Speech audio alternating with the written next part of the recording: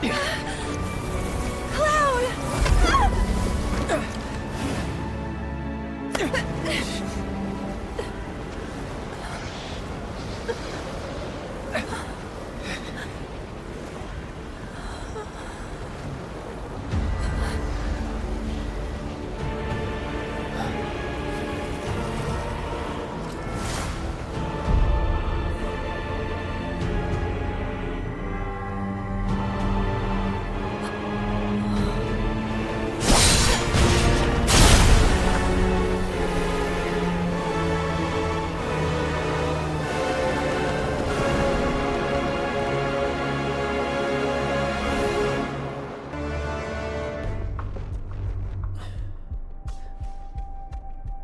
To the right, Shinra HQ, where Hojo should be, along with a cure for Cloud.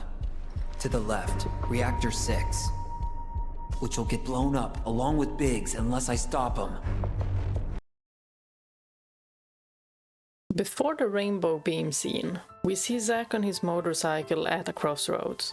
He has two choices: go to the reactor to save Biggs, or go to Shinra HQ to find a cure for Cloud. In this scene, Zack has Aerith's ribbon wrapped around his hand. We notice a dog, which is different from the one we'll see later in the world where Cloud and Aerith are.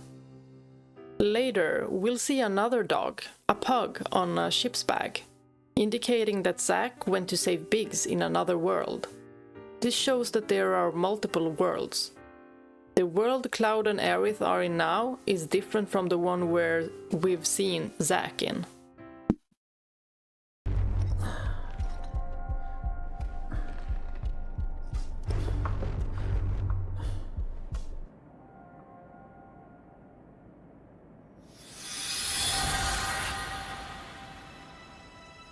His hair was long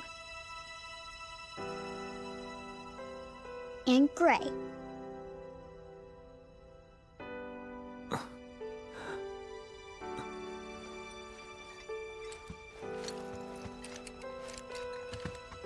Of all the people.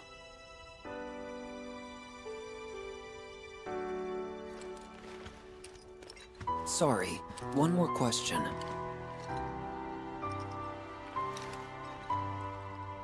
Does Aerith...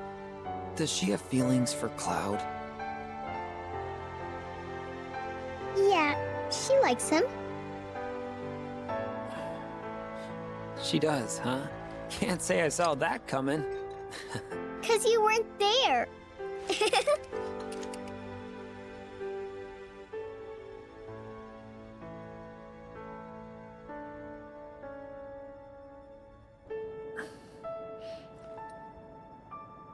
Hang in there, Cloud. I got you.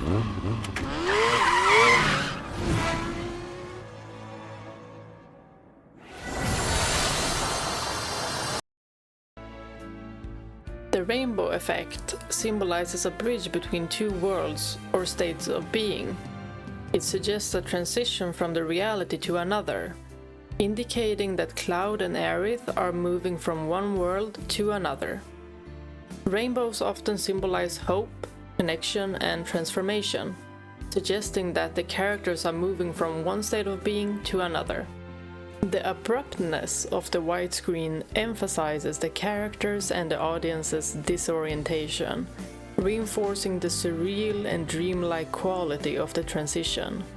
This sudden blankness interrupts the flow, emphasizing a break from the previous reality and the immersion into a new one. The widescreen serves as a metaphorical blank slate, representing a pause in the narrative where anything is possible and new realities can be forged. Hello? I know you're in there. Time's a wasting, Cloud, and it's not like we have much left. Up and at him, soldier!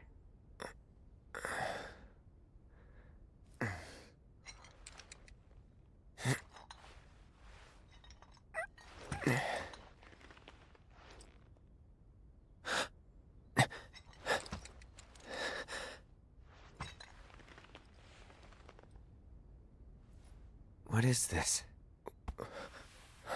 Are we? When he hears Aerith's voice calling out to him, Cloud begins to wake up in this new world. The sounds of breathing further add to this confusion, making him unsure of what is happening and where he is. The breathing could represent a glitch or disruption in reality, suggesting that Cloud's transition between worlds is unstable. Either way, it sounds very strange. Aerith's voice embodies a duality, combining playfulness with a sense of urgency. This dual tone is a sophisticated way to communicate the gravity of the situation without inducing panic. She skillfully balances lightheartedness with seriousness, ensuring that Cloud remains calm but aware that they must act quickly. The urgency helps to shift Cloud's focus from his internal confusion to external action. Cloud's confusion and attempts to understand his situation underscores his worry that he might be in some form of afterlife or dream state. Cloud and Aerith's fall was a traumatic high-stakes event. The last thing Cloud remembers is the perilous situation of falling from the vines, which would logically lead him to expect severe injury or death. Surviving such a fall without any apparent harm is a shocking revelation. The discrepancy between his expectation and the reality of his survival is a significant factor contributing to his shock. Upon waking, Cloud finds himself in an entirely new and unfamiliar world. This disorientation adds to his shock, as he struggles to reconcile his last memories of the fall with the new, surreal environment. Cloud's instinctive actions, looking at his hands, touching his chest and jaw, are his attempts to verify his physical existence. The tangible sensations confirms that he is, indeed, alive. These physical confirmations contrast sharply with his last conscious moments of the fall, creating a cognitive dissonance that manifests as shock. We could call it a homecoming. Or homeward bound, maybe? Let's just call it a dream. By shifting to homeward bound, Aerith emphasizes that they are currently on a journey. This term highlights the process that the forward motion, suggesting that they are moving towards a place or state that holds importance. This term is more dynamic, implying hope and aspiration. Aerith wants Cloud to understand that they are heading towards something meaningful, even if they haven't reached it yet. Then Aerith shifts to calling it a dream, to simplify the complexity of their situation. This term encapsulates the surreal and fluid nature of their current experience, making it easier for Cloud to accept without needing immediate logical explanations. Calling it a dream provides emotional ease and reduces the potential for panic. It reassures Cloud that their experience is transient and not bound by the harsh realities they were previously facing. My dream, to be precise. What the hell are you... Shh. Just play along for a bit, okay?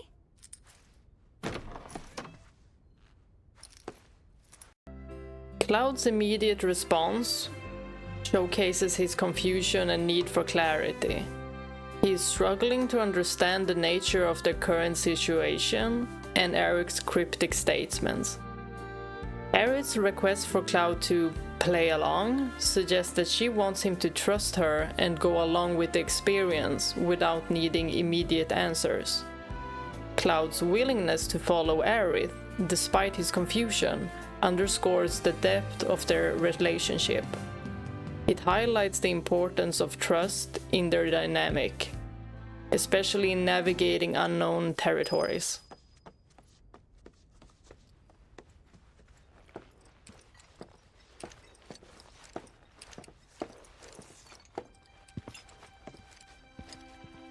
Let's take a walk, okay? Ah, one thing. You have to promise not to look up. 'Cause I'm pretty sure you won't like what you see. You know I'm gonna have to look now, right? Aerith's casual invitation to take a walk suggests a desire to spend time together in a relaxed setting, despite the surreal and tense circumstances.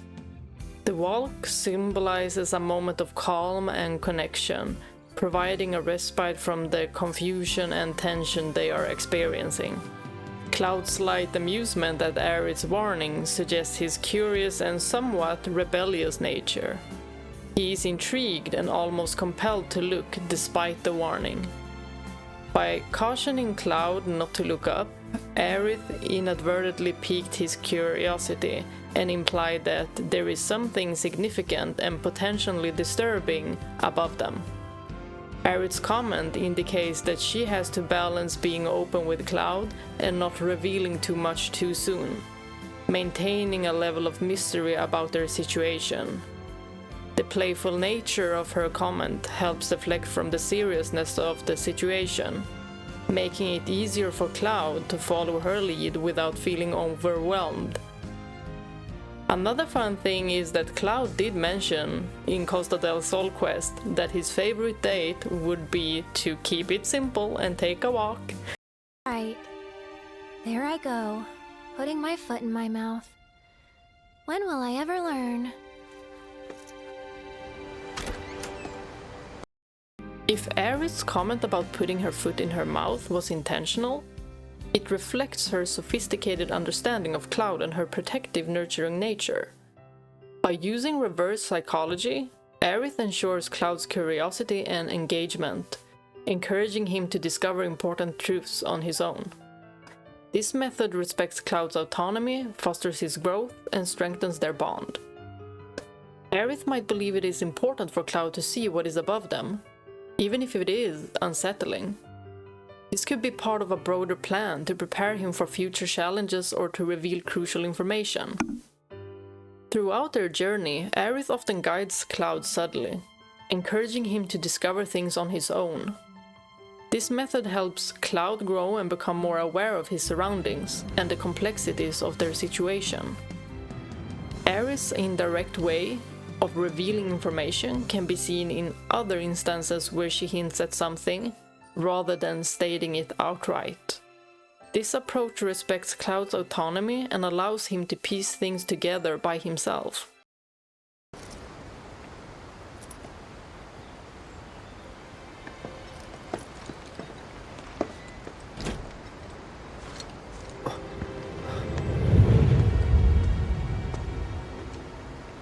Cloud's gaze is immediately drawn to the sky, where he sees a rift, suggesting an impending meteor that threatens to end the world. The rift represents an existential threat, stirring deep-seated fears about the end of the world and their survival. This scenario was seen back in the remake when they were in the VR room at Shinra headquarters.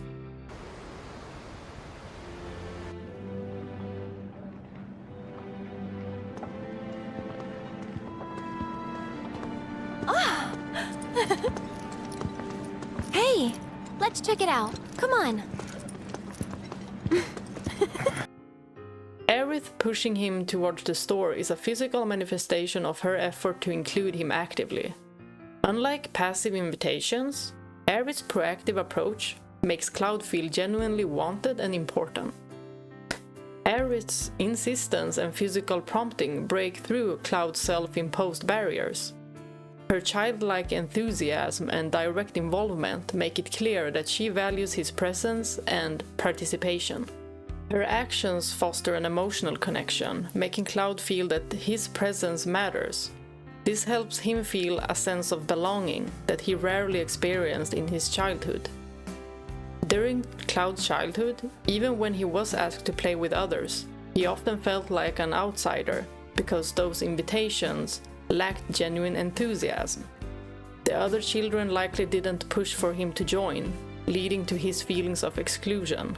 Cloud's childhood interactions were marked by passive invitations. Other children may have invited him out of obligation or politeness rather than genuine desire. This lack of genuine inclusion made Cloud feel like an outsider. Even when he was physically present, he felt emotionally and socially disconnected. Over time, these experiences shaped Cloud's self-perception as a loner. He internalized the idea that he wasn't truly wanted or needed in social situations. Aerith's approach is the opposite. She actively engages Cloud, making it clear that she wants him to be part of her activities. By physically pushing him towards the store, she helps him break out of his shell. This physical act symbolizes her determination to include him. There is a scene after leaving Nibelheim and docking at Costa del Sol where Barrett jokes, "We don't need another loner on our team, one is enough." Cloud initially thinks Barrett refers to Vincent. When he realizes Barrett means him, he's quite taken aback by that. Cloud doesn't see himself as a loner. He feels misunderstood when others label him this way, showing a disconnect between how he views himself and how others perceive him. It highlights his internal struggle between his perceived identity and his true desire for inclusion. The party's laughter highlights how they perceive Cloud as a loner, reinforcing his outsider image. However, Aerith's absence from the laughter shows her deeper understanding of Cloud's feelings of isolation. Aerith, knowing what it feels like to be alone, doesn't laugh. This aligns with her efforts to include Cloud actively, contrasting with how others might perceive and treat him. Thank you for choosing Bronco Cruises. We sincerely hope you enjoyed your trip with us. Cruises? I thought it was Bronco Airlines. Not after his wings got clipped. Seriously, we really appreciate you ferrying us around. You're most welcome. Hey, y'all are headed to the saucer, ain't you? I might could tag along, take in the splendor. What do you think? Of course. Girl always knows just what to say, am I right? Shall we? Wait a sec. Where's Vincent? Up there. Another loner. As if one wasn't enough of a pain in my ass. Yeah, one's more than enough.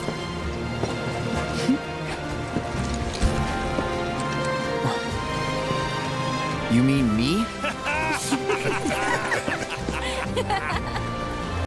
Then there is yet another scene at Nibelheim where Tifa thought Cloud enjoyed being by himself as a child, reflecting a common misunderstanding of his behavior. She, like the others, misinterpreted his solitude as a preference. Cloud clarifies that he didn't enjoy being alone, shedding light on his true feelings of isolation and longing for connection.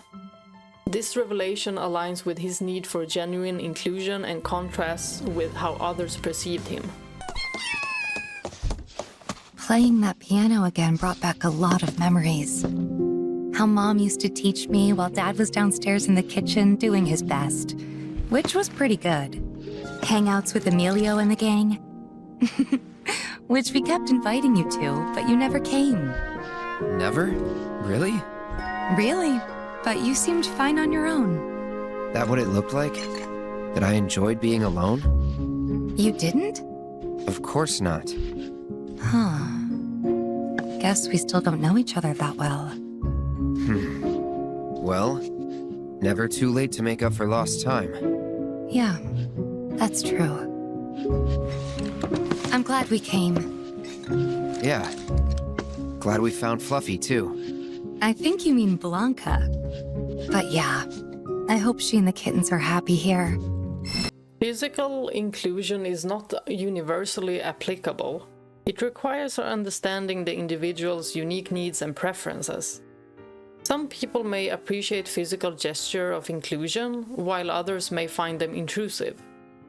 Recognizing personal boundaries is crucial. While physical inclusion can be beneficial for some, it can be uncomfortable or even distressing for others who value their personal space or have different social comfort levels. Paying attention to social and emotional cues helps determine when physical inclusion is appropriate. Observing body language, Past experiences and verbal expressions can guide the decision to use physical gestures. Individuals with a history of rejection, like Cloud, may benefit more from physical inclusion as it provides clear, tangible evidence of being valued. However, this should always be balanced with respect for their comfort and readiness. To protect himself from further rejection, Cloud avoids putting himself in situations where he might be excluded. This makes him appear aloof or uninterested, but we have also seen him having fun plenty of times, where he also likes the attention of others. For example, the Honeybee Inn, when he was dancing and Aerith was watching, the dolphin jump, and him winning against Dio in the 3D brawler.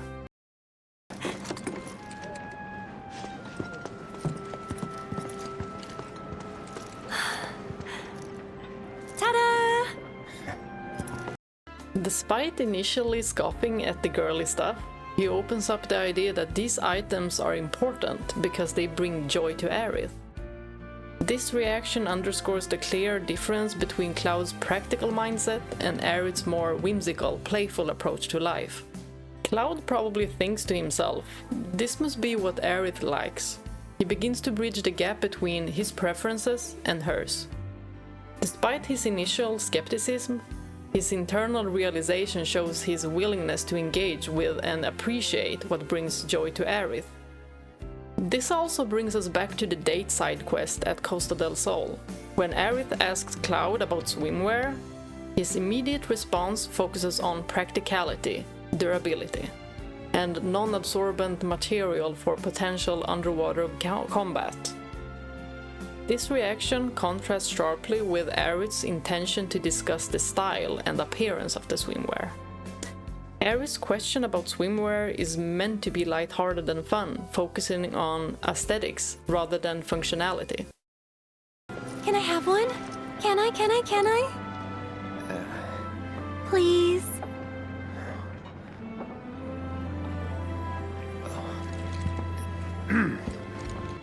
When Aerith uses her puppy eyes, Cloud looks away out of shyness. This reaction highlights his discomfort with direct emotional expression and his struggle to process the attention and affection. Cloud pulls at his arm, which Aerith is holding, a subtle movement that reflects his internal tension.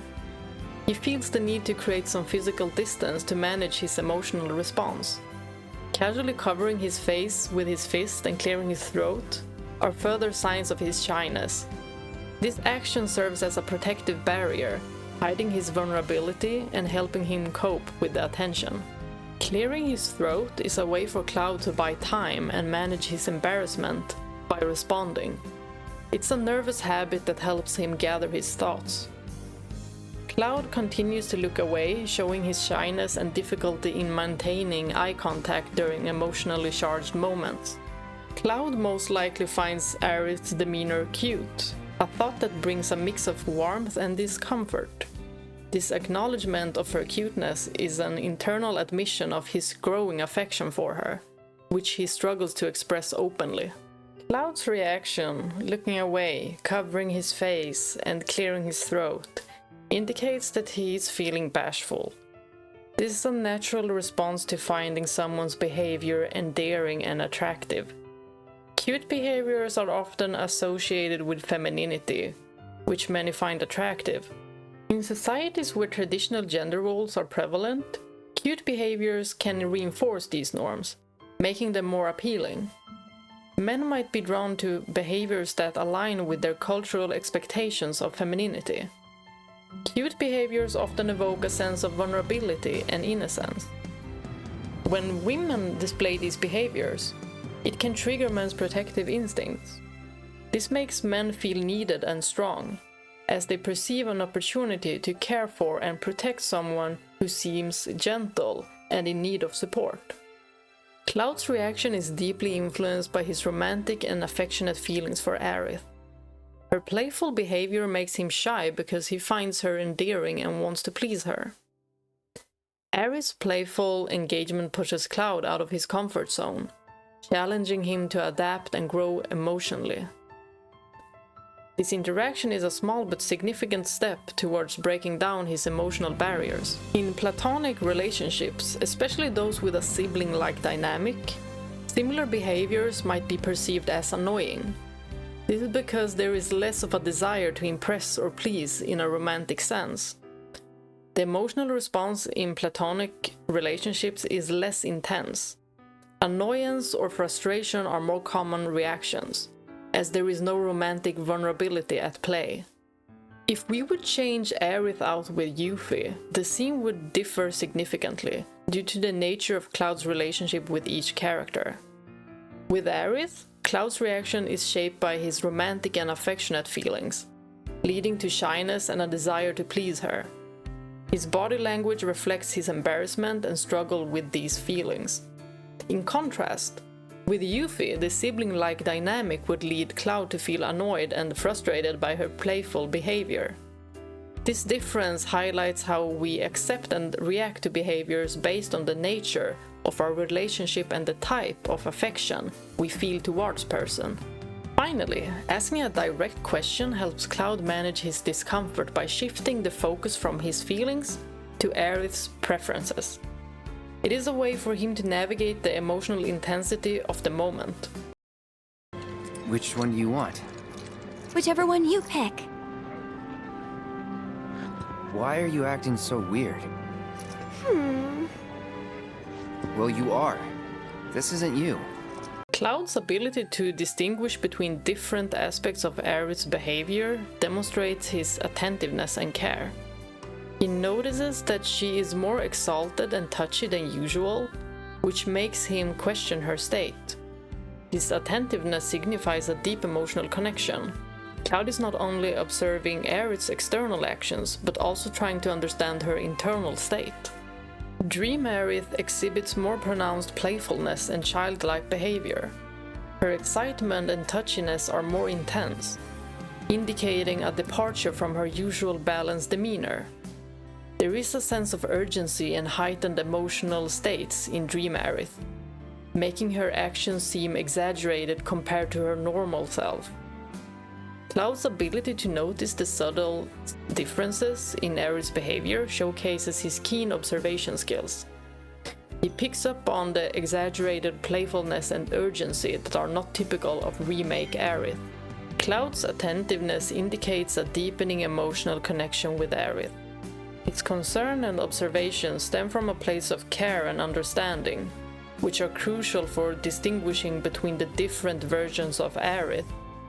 Cloud's remarks validate that Aerith's behavior is indeed different, which is important for Aerith herself. It shows that someone is attuned to her and can recognize when something is amiss. Cloud's attentiveness and perceptiveness strengthen the bond between him and Aerith. It shows that he is not just passively interacting with her, but is actively engaged in understanding her fully. In the Japanese version, it's instead, "Aerith, you're acting strange." Then she pouts and then he says, "It's as I thought, you are acting strange. Different," he adds. It indicates he has been thinking about her behavior and is genuinely worried.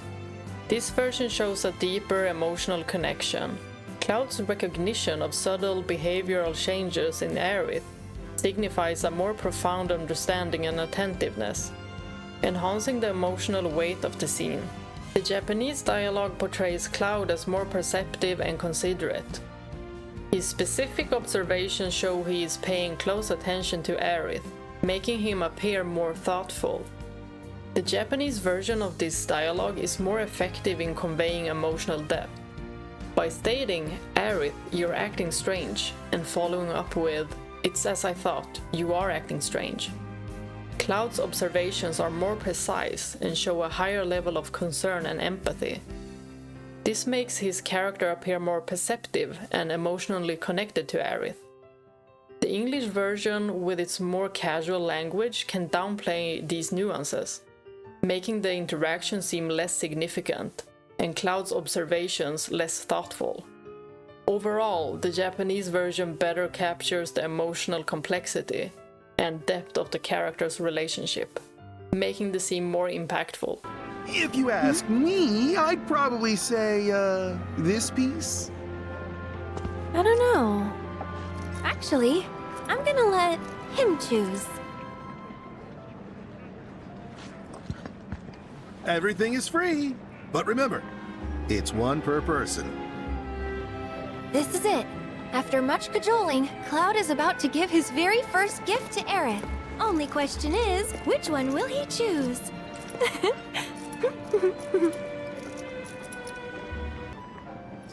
That one.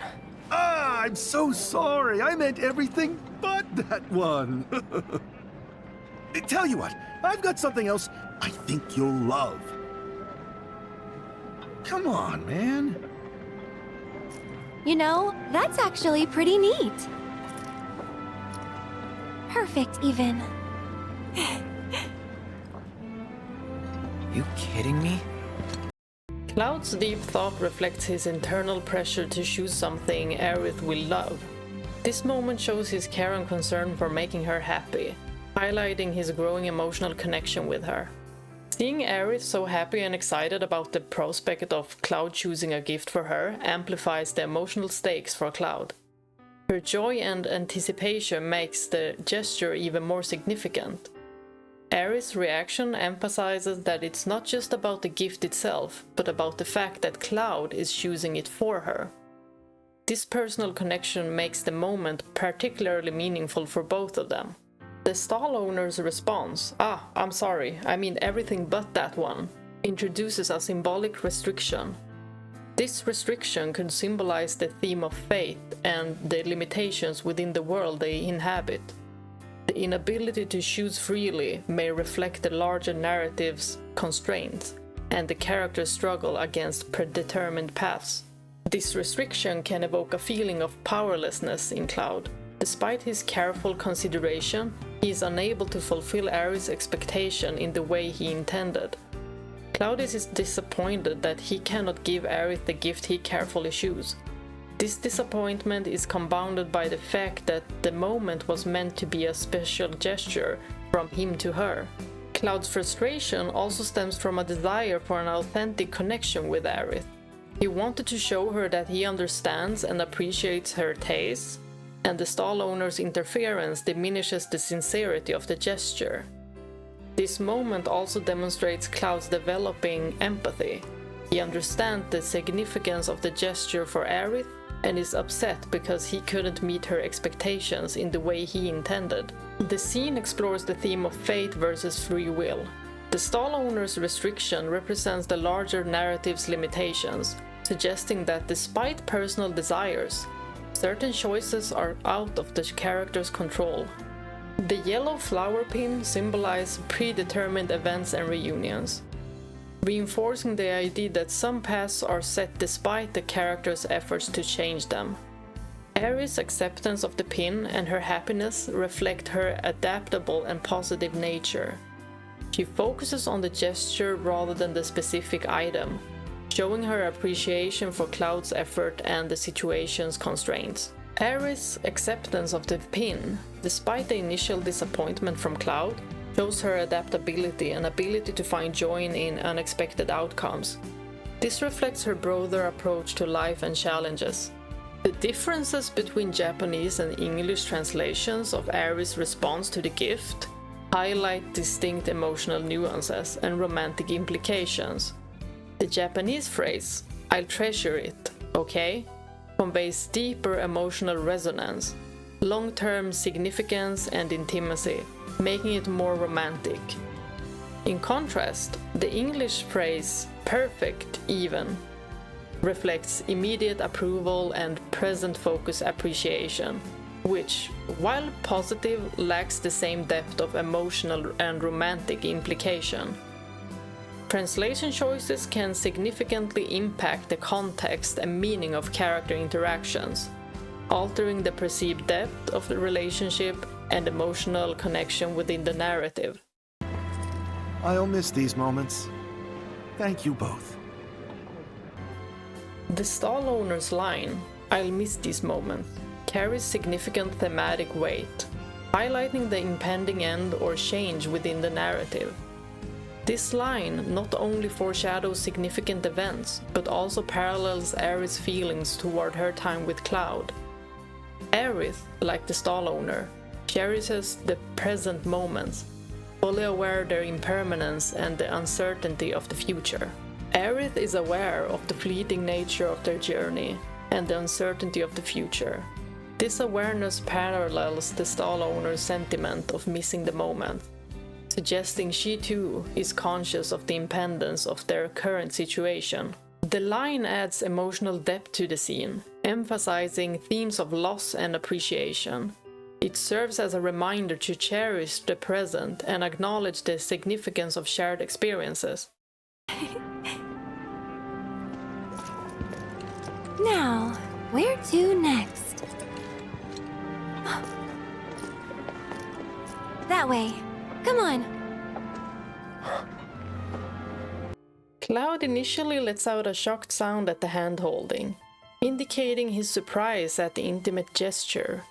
However, he quickly syncs his steps with Aerith, showing his acceptance and willingness to follow her lead.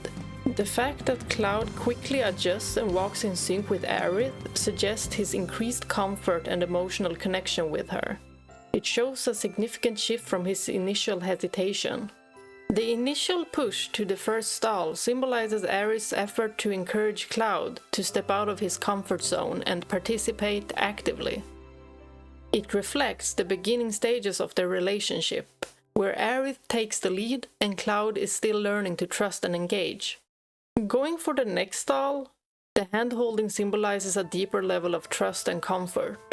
Cloud's quick adjustment and willingness to follow reflect his growing emotional connection with Aerith and his readiness to engage more intimately.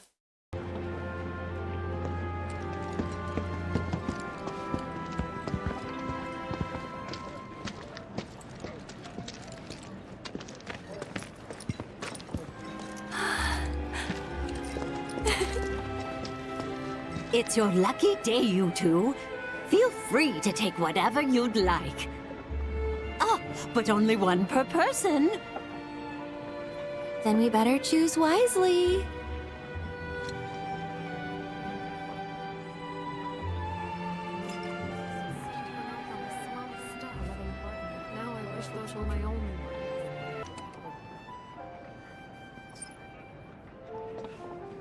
I'll take one of those.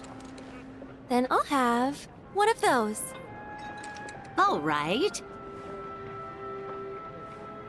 Though these aren't the only treats I've got, you know. How about my latest creation? Really? Let's try it. Sure. Aerith awaits for Cloud's response and includes him in the choice, making him feel valued and part of the decision-making process. This inclusivity is significant for Cloud, who is not used to such consideration.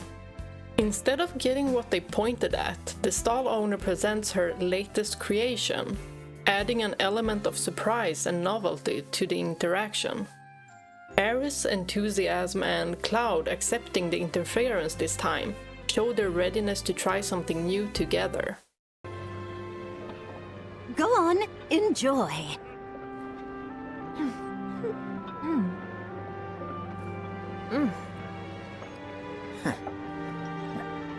Aerith's authentic and slightly surprised reaction to the candy's taste makes Cloud chuckle, a rare occurrence that signifies his growing comfort and amusement in her presence.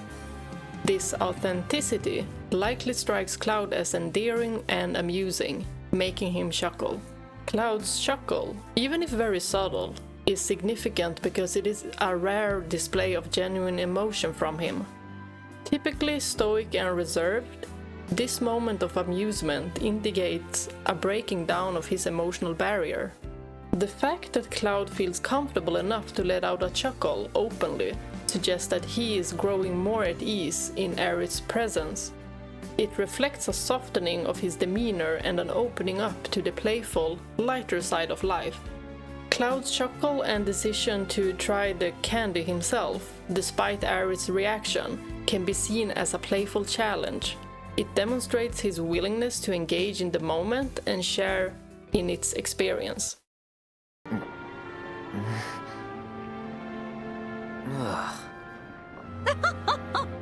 Figured I'd pull out all the stops for my last hurrah. Guess I pulled out one too many. The candy turning out to be unpleasant symbolizes the contrast between expectations and reality. It represents moments in life where things do not turn out as anticipated, leading to surprise or disappointment. The unexpected bad taste may foreshadow future challenges in their journey. It hints that not all paths will be sweet as anticipated, preparing the characters and the audience for tougher times ahead. Her statement, "Guess I pulled out one too many," suggests overreaching or extending beyond limits, paralleling Aerith's own journey and possible fate. The shop clerk lady laughs and says, "Figured I'd pull out all the stops for my last hurrah," hinting at the theme of final efforts before an ending. This can symbolize the closing chapter of a significant phase or the world itself. Aerith tries to find the good in the situation by suggesting, "It just needs a little sugar, maybe." This reflects her optimistic nature and ability to see potential even in flawed situations. Cloud adds, "Yeah, and take out whatever's making my tongue tingle," showing his straightforward and honest approach. Their feedback represents a desire to improve and make the best out of a situation. Aerith's suggestion that the candy just needs a little sugar demonstrates her optimism and ability to find potential, even in disappointments. It symbolizes her role as a beacon of hope and positivity in their journey. Her reaction encourages Cloud to see beyond the immediate unpleasantness, highlighting the importance of perspective and support in overcoming life's challenges. No, it just needs a little sugar, maybe. Yeah, and take out whatever's making my tongue tingle. It sounds to me like I need to start over. If only we all had more time, am I right? The stall owner's remark, "It sounds to me like I need to start over," highlights themes of renewal and second chances. This echoes the broader narrative's theme of attempting to change or reset fate. Looking up at the rift in the sky, the stall owner adds, "If only we all had more time, am I right?" This poignant statement reflects the impending end or change in their world, and the longing for more time to make things right, directly paralleling Aerith's own journey and fate.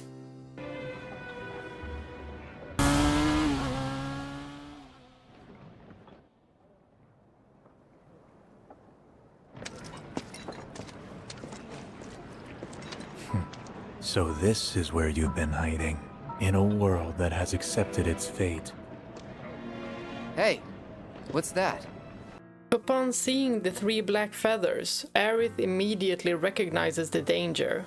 The feathers symbolize Sephiroth's presence, triggering a shift from her usual demeanor to one of concern and upset. Sephiroth's line, "So this is where you've been hiding," is a direct and menacing taunt. It implies he has been searching for Aerith and now feels triumphant at finding her. This greeting suggests that Sephiroth has been actively pursuing Aerith, adding a layer of threat and urgency to the situation. Her previous state of coma highlights a period of vulnerability and powerlessness. Her awakening and Sephiroth's immediate awareness of it suggests a connection between them, possibly tied to the broader cosmic balance or conflict. Her waking up in this world signals that she is alive. Aerith's emotional state shifts dramatically from her usual cheerfulness to distress and frustration. She feels the weight of Sephiroth's presence and the implication it carries for her and the world. Cloud's interruption with, "Hey, what's that?"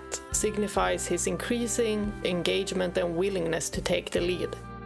This marks a shift from his earlier passivity to active participation in their shared experience. By pointing out the group of people, Cloud shows curiosity and a desire to explore more activities, indicating his enjoyment and investment in the moment with Aerith. Let's go see. Just as you must.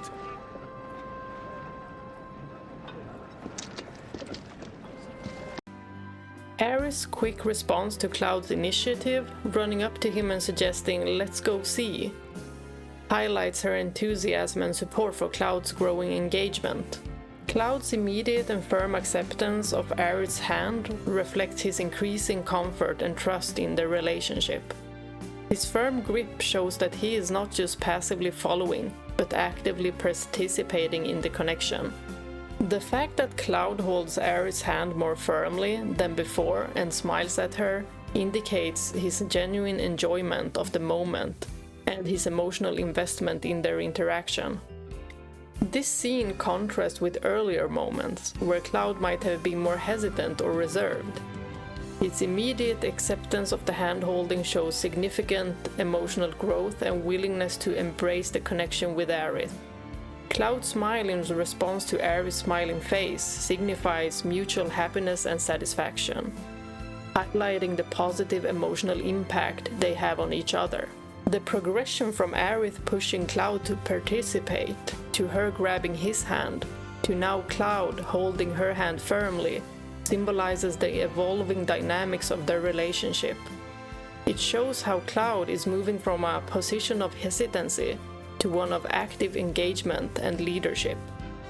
Each step in this progression marks a deepening of their bond, with physical gestures like hand-holding serving as a milestone of growing intimacy and trust. Cloud might be surprised at how naturally he accepts and reciprocates the hand-holding. This acceptance signifies his growing emotional openness and willingness to connect with others, particularly Aerith.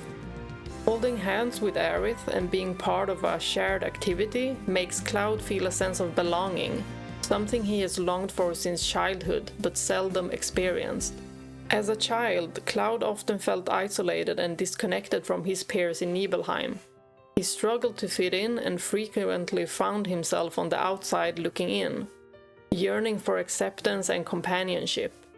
The act of holding Aerith's hand symbolizes the breaking down of those barriers he built in his childhood. Aerith's warmth and acceptance help Cloud lower his defenses and embrace vulnerability. This moment with Aerith fulfills a long-held longing for genuine connection and acceptance. It represents a healing of old wounds and a step towards emotional growth. The positive reinforcement from Aerith's affection and the shared enjoyment of the moment encourages Cloud to continue opening up and engaging emotionally. Sorry, folks. I've only got one shot left. We were next. We've been waiting for ages. We don't have any photos together. We don't have any either. Okay, how about you all pose? Cutest looking couple gets their photo taken. I just want to point out that the soundtrack that was played during this date is No Promises to Keep. The one song that was played during the Loveless play, which sets a romantic undertone from the start. Playing the song during their date underscores the romantic undertones of their interaction. It's a moment where Aerith's feelings for Cloud are brought to the forefront, making the song's presence highly significant. The song captures the depth of Aerith's emotions, from admiration and affection to hope and longing. These feelings are specifically tied to her experience with Cloud, making the song a personal message to him. The song encapsulates the central themes of the game: fate, destiny, burdens, and hope. It mirrors the characters' struggles and their desires for a meaningful connection amidst their tumultuous lives. Okay, you two. Smile real big for the camera now.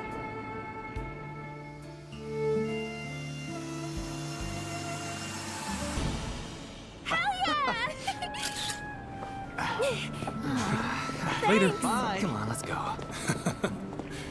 Hey, Why'd you pass on us?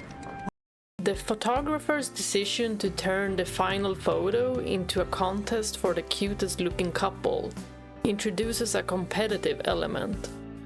This setup emphasizes the importance of appearance and perceived connection in romantic relationships. The desire for a photo represents a longing to capture and preserve moments of happiness. This scene emphasizes the importance of creating and cherishing memories, especially in the face of uncertain futures. The photographer's judgment based on appearance and perceived connection highlights the societal tendency to value external displays of affection and connection. Cloud's reaction shows the deeper emotional significance behind these judgments. The photographer's decision not to take Cloud and Aerith's photo impacts Cloud more deeply than expected. His confrontation, "Hey, why'd you pass on us?" reveals a personal investment in capturing the moment and a desire to be acknowledged as a genuine couple. Cloud's disappointment and confrontation reflect his growing emotional investment in his relationship with Aerith. His willingness to express his feelings openly marks significant emotional growth and vulnerability. Cloud's desire for the photo and his reaction to the dismissal indicate a need for external validation. This need ties back to his insecurities and the longing for acceptance and recognition that has plagued him since childhood. In an earlier interaction at the first stall, Cloud reacts to a setback with irritation, saying, "Are you kidding me?" but does not confront the stall owner. He turns away, expressing his annoyance passively. This time, after the photographer dismisses them and makes a disparaging remark, Cloud actively confronts him with, "Hey, why'd you pass on us?" This marks a significant shift from his previous passive reaction to active engagement and confrontation. The emotional stakes are higher for Cloud in this situation. He wants to be seen and recognized as a part of a genuine couple with Aerith, making the photographer's dismissal more personally impactful. Cloud's willingness to confront the photographer reflects his growing confidence and emotional resilience. Throughout their interactions, Aerith has helped Cloud open up and express himself more freely. This confrontation is a manifestation of his increased self-assurance. Cloud's confrontation can also be seen as a protective instinct towards Aerith and their relationship. He feels the need to defend their connection and assert its validity, showcasing his commitment and emotional attachment to Aerith. At the first stall, we see a Cloud who is still grappling with expressing his emotions and dealing with disappointment. When the shop owner denies his choice of a gift for Aerith, Cloud reacts with visible annoyance but doesn't confront the shop owner directly. Cloud's initial reaction is to internalize his frustration. He turns away and mutters, "Are you kidding me?" but doesn't express his annoyance openly. This reflects his tendency to hold back and not fully engage with his emotions or the situation at hand. At this point, Cloud is still reserved and uncertain about how to assert himself, especially in a situation that involves expressing his feelings for Aerith. Moving to the second stall with the lady and the candies, we witness a significant change. Here, Cloud is more open with his emotions. When the candy tastes bad, he openly shows his disgust and even chuckles at Aerith's reaction. Cloud's reaction to the candy showcases his growing comfort in expressing his feelings openly. He doesn't hide his reaction, but instead shares a moment of genuine emotion with Aerith, finding humor in the situation. This openness is a sign of his developing relationship with Aerith. He is beginning to let his guard down and share more of his true self with her, which is a crucial step in their bond. By the time they reach the photographer, Cloud's growth is evident. When the photographer skips over them, Cloud confronts him directly, asking why they were passed over. Cloud's decision to confront the photographer marks a significant shift from his initiative passive annoyance. He no longer holds back, but instead voices his concern directly. This assertiveness shows his increasing confidence in standing up for himself and what he values. This moment reflects Cloud's emotional maturity. He is now able to navigate disappointment and unfairness by addressing it head-on, rather than internalizing it. It's a sign of his growth as a character who is learning to deal with complex emotions in a healthy manner. Each interaction showcases his growing confidence. He learns to assert himself and address issues directly.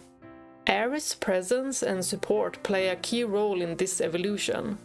Her encouragement helps Cloud feel more secure in expressing himself, highlighting the positive impact of their relationship on his growth.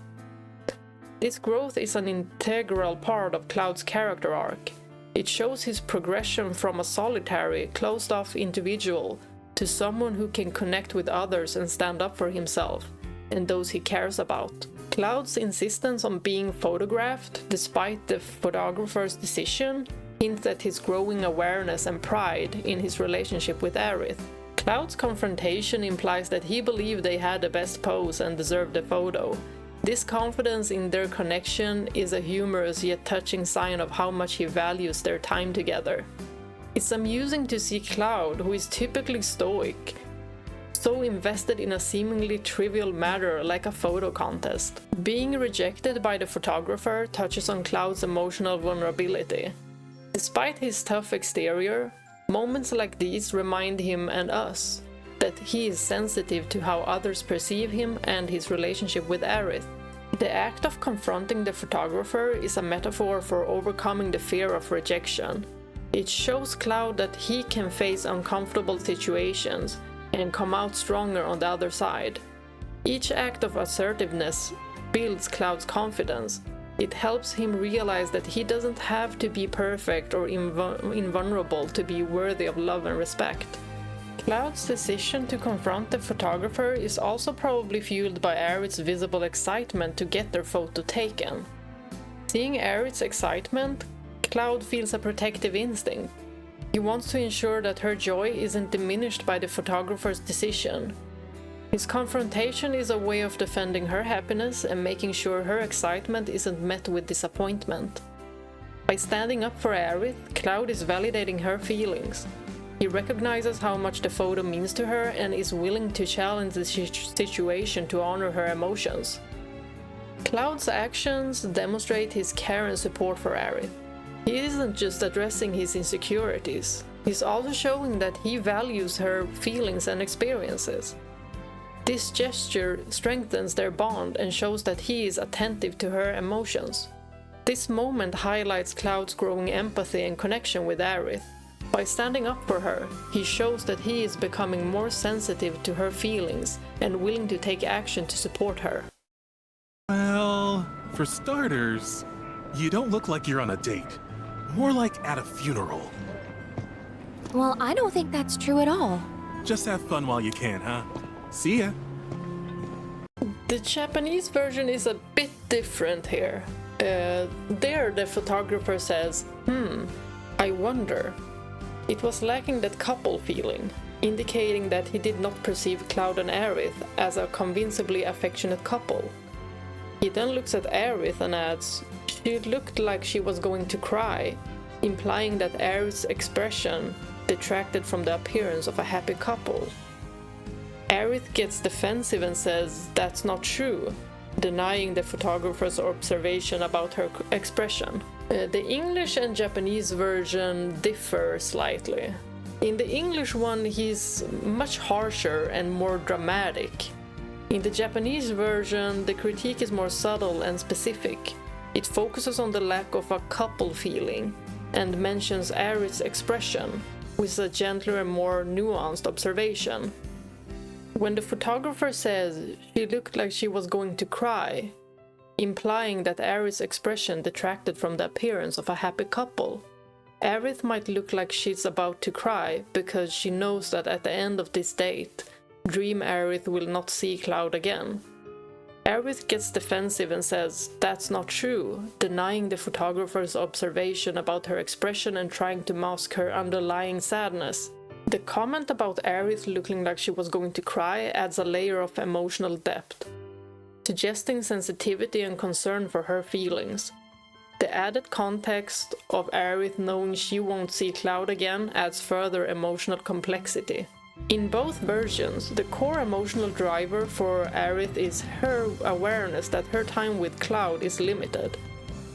She knows that Dream Aerith will not see Cloud again after this date, which casts a shadow over their otherwise joyful interactions. Despite the differences in translation, both the Japanese and English version convey the same underlying feeling. Aerith's awareness of the limited time she has with Cloud and the emotional weight this knowledge carries. In both translations, Aerith's underlying sadness about the impending end of their time together drives her desire to create and protect happy memories with Cloud.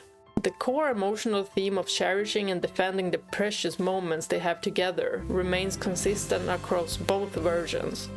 This shared emotional core ensures that, despite the translation differences, the scene effectively conveys the profound impact of Aerith's awareness of their limited time and the importance of making every moment count. Now then, where shall we go to next? Before that, talk to me.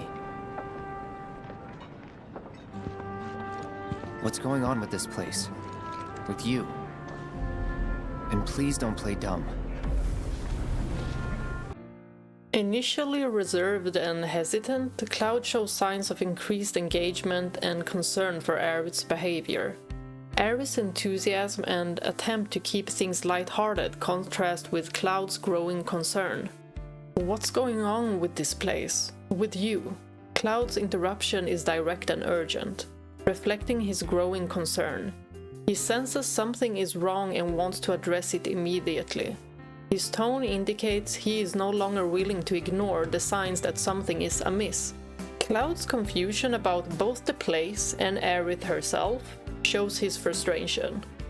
He is trying to understand the situation but feels that he is being kept in the dark. This line signifies his struggle to make sense of the strange occurrence and Aerith's behavior. The falling black feather, unseen by Cloud, symbolizes the looming threat of Sephiroth. It adds a layer of dramatic irony, as the audience is aware of the threat that Cloud is not yet fully aware of. And please don't play dumb. This phrase is particularly harsh, indicating Cloud's impatience and frustration. He is demanding honesty from Aerith and is clearly frustrated by what he perceives as her evasiveness. The English version of this phrase, "please don't play dumb," is direct and blunt, conveying frustration and a demand for honesty. This choice of words is rather harsh and less empathic, reflecting a more confrontational approach.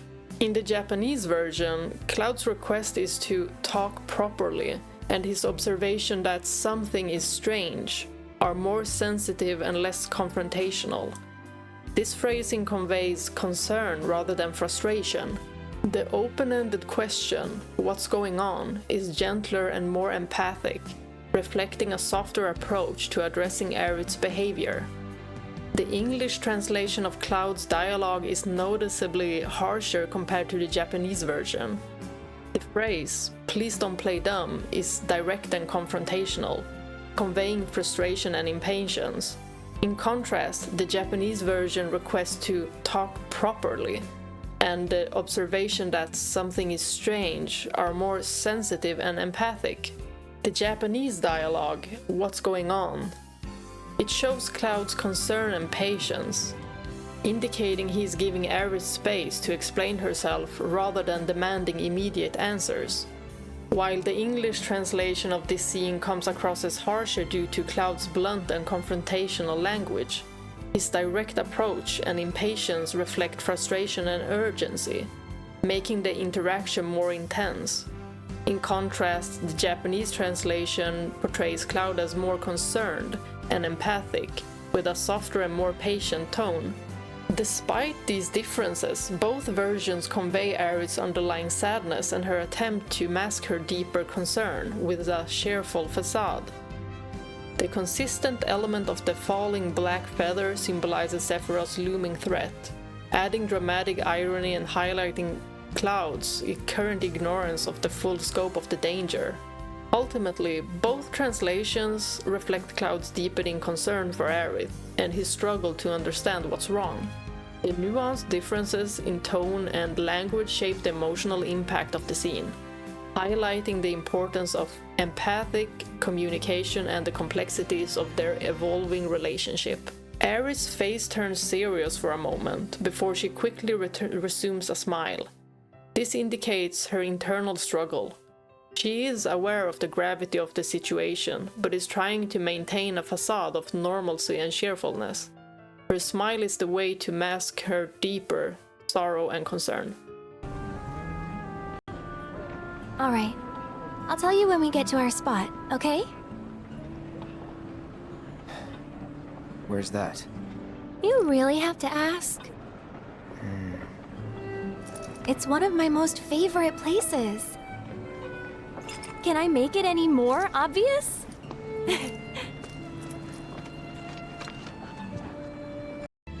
Cloud's sigh and question show his confusion and concern. He's trying to understand Aerith's cryptic behavior and is clearly worried and wants to know what's going on. His willingness to follow her lead, despite his confusion, indicates his deepening emotional investment and desire to support her. Aerith's playful response and question indicate her attempt to lighten the mood. She wants Cloud to connect the dots himself, maintaining a sense of mystery and playfulness. This is her way of balancing the seriousness of the situation with her natural, light-hearted approach. By motioning to her chest, Aerith is giving Cloud a significant hint, encouraging him to think deeply and remember their shared experiences. This gesture is symbolic, pointing to something close to her heart, both literally and figuratively. It underscores the importance of the place she's referring to, likely tied to emotional or significant memories they share. I'm going to address something that might make people devalue the entire scene. Some people might argue that Aerith is merely trying to recreate her past with Zack when she engages in similar activities with Cloud. Let's break down why this type of thinking is not only flawed, but also undermines Aerith's autonomy as a character. Aerith had a teenage crush on Zack Fair when she was just 16. They shared meaningful moments, including a memorable date. However, it's crucial to note that Aerith and Zack had only known each other for one day at the time of that date. Fast forward to her time with Cloud, Aerith engages in similar activities, such as shopping and exploring the slums. Some people are quick to draw parallels, suggesting that Aerith is trying to recreate her past with Zack. But here's the first point we need to consider: the context of these activities. The slums of Midgar are not exactly brimming with recreational options. Due to economic and social constraints, activities like shopping and wandering the marketplace are among the few available activities. These activities are common and practical, given their environment. They're not exclusive to her relationship with Zack. Assuming Aerith is trying to recreate her date with Zack overlooks the broader context and the natural development of her relationship with Cloud. It's a misinterpretation of her intent. To illustrate how flawed this thinking is, let's use a real-life example. Imagine you once went on a date to a coffee shop with someone in high school.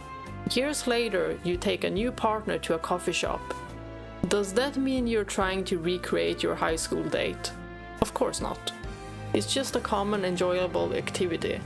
Applying this logic to Aerith makes it sound really dumb. To think she's just trying to recreate a past date with Zack?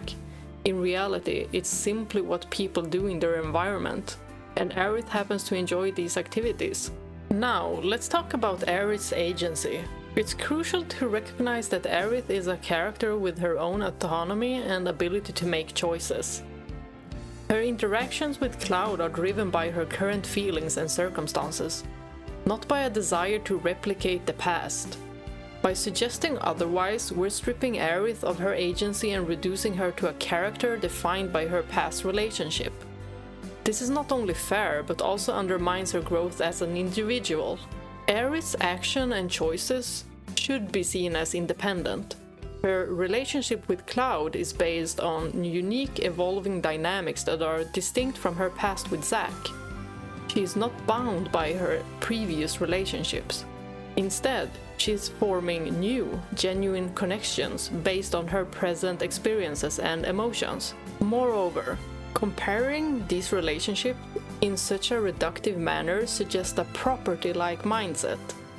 It implies that Aerith belongs to Zack and that her actions are attempts to recreate what she once had with him. This viewpoint diminishes her autonomy and disregards her ability to form meaningful, independent relationships. Let's define what we mean by a property-like mindset. This perspective implies that a person's past relationships define their future actions and choices, reducing them to being owned by their previous partners. This mindset is fundamentally flawed and problematic for several reasons. Imagine you were in a long-term relationship where you frequently went hiking because it was an activity both of you enjoyed. After the relationship ends, you eventually start dating someone new. If you continue to go hiking with your new partner, does that mean you're trying to recreate your past relationship? Of course not. Hiking is simply an activity you enjoy, and it's natural to share it with someone new. Suggesting otherwise implies that you're bound to your past partner and cannot enjoy the same activities with someone else. Think about favorite restaurants or travel destinations. If you visited Paris with an ex and later go to Paris with a new partner, it doesn't mean you're trying to replicate your previous experience. Let's respect Aerith as a character who is capable of forming new and meaningful connections. It's time we appreciate it for what it is, a genuine, deep connection that stands on its own. A big thanks to everyone who has come this far in the video, and thanks again to everyone who's watched my gameplay of Rebirth. It's been amazing. Have a great day and take care. Bye!